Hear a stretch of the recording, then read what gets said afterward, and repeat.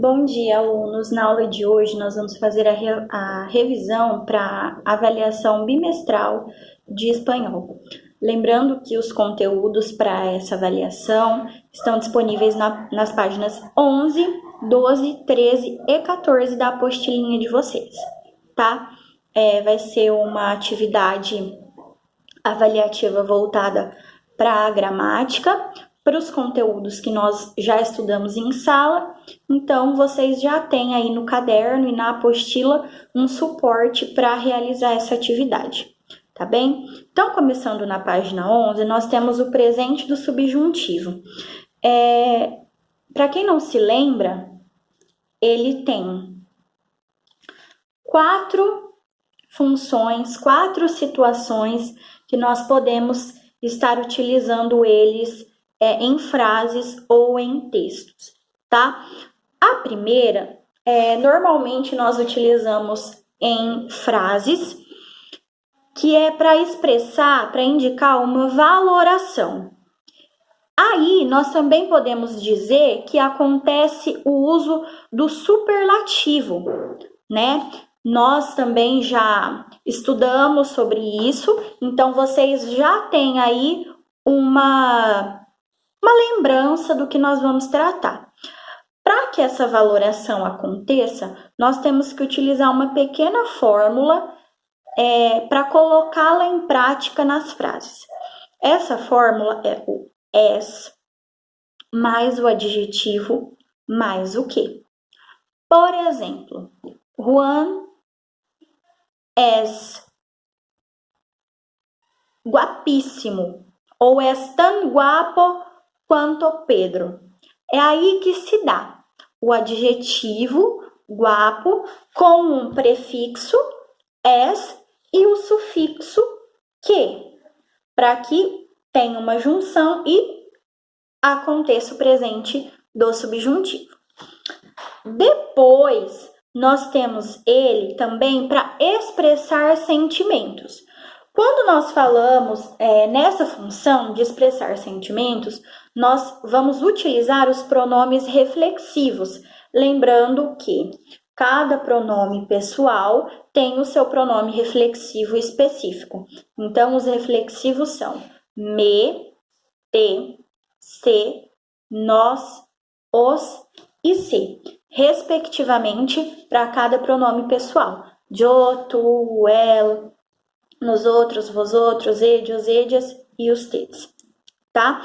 Então, isso é para quando nós formos expressar sentimentos. Lembrando que quando nós falamos em sentimentos, em emoções, pessoais ou não, nós estamos falando de coisas abstratas, coisas que nós não podemos pegar, nós não podemos tocar, não é algo material, como, por exemplo, um estojo, uma caneta, um caderno, enfim.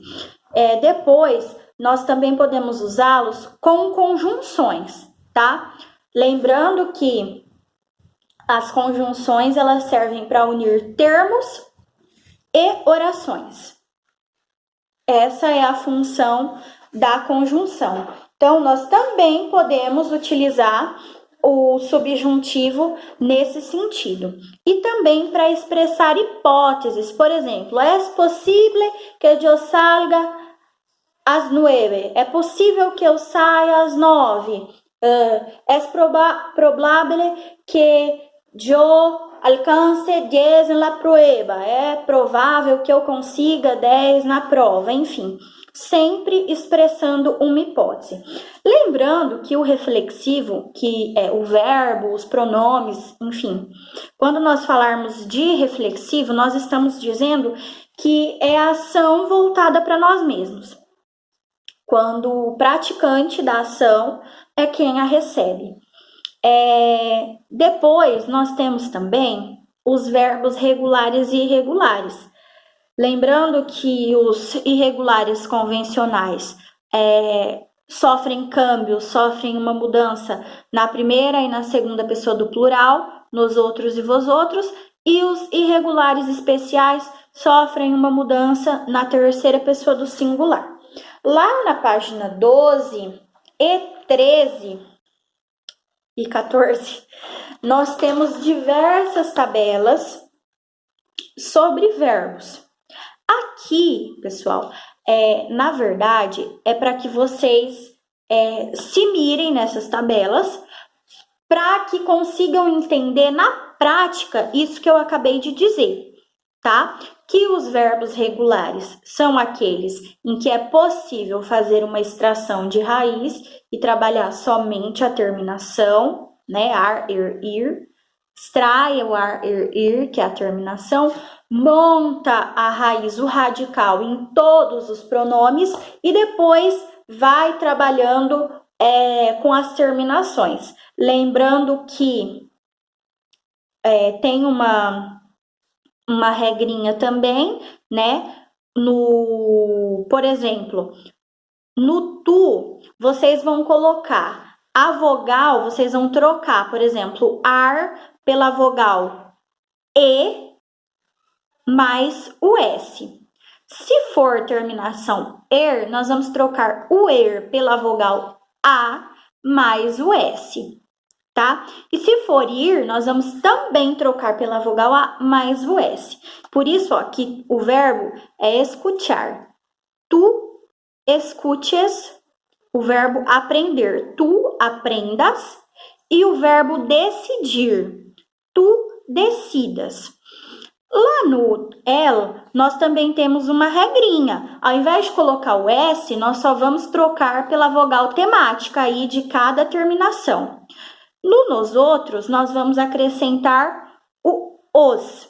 No vos outros, eis. E no edios e edias, en ou an, tá? Isso de acordo com a vogal temática que tem aqui em cima, ó, para vocês o câmbio, a troca, por que vogal vocês precisam trocar. Aqui vai ser meio difícil de vocês enxergarem, mas aí com a apostilinha em mãos fica mais fácil.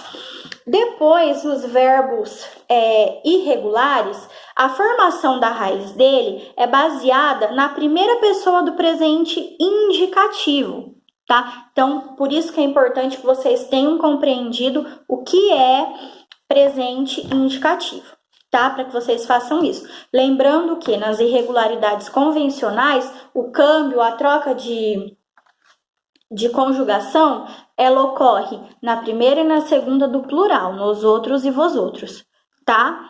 E nas irregularidades especiais, elas ocorrem na terceira pessoa do singular. Então, é importante que vocês estudem essas tabelas. E também lembrando que nas irregularidades especiais ocorre uma alteração vocálica, que